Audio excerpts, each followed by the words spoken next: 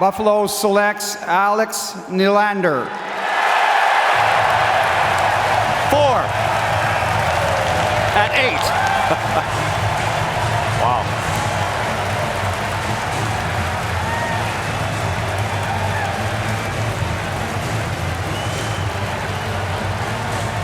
Another second-generation player.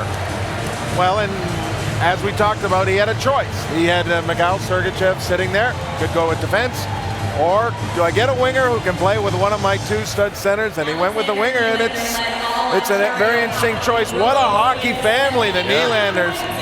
And William, of course, a prospect in Toronto. The dad, Michael, played in the NHL, and now Alexander. There's a really interesting thing going on here with Alexander Nylander. When he came over to play for Mississauga, he came over on a loan from his club team there. So what does that mean? Well, that gives him plenty of options next year.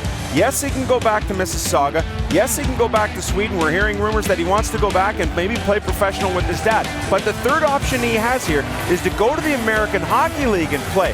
This has happened a couple of years ago with Julius Honka, who was selected out of the Swift Current Broncos, was on loan from his Finnish club to Swift Current, and as a result of that made him eligible to play in the American Hockey League. So the situation presents itself now for him to have all of those options, and who knows, maybe he ends up playing here with the Buffalo Sabres. Well, that's exactly what you want, though. You want options. Where will he develop the best? And whether it's back in junior, whether it's over in Europe, whether it's in the minors, or potentially in the NHL. But this family, I see Michael Nylander around our hotel. He looks like he could play tomorrow if he wanted to. And he might with him next year.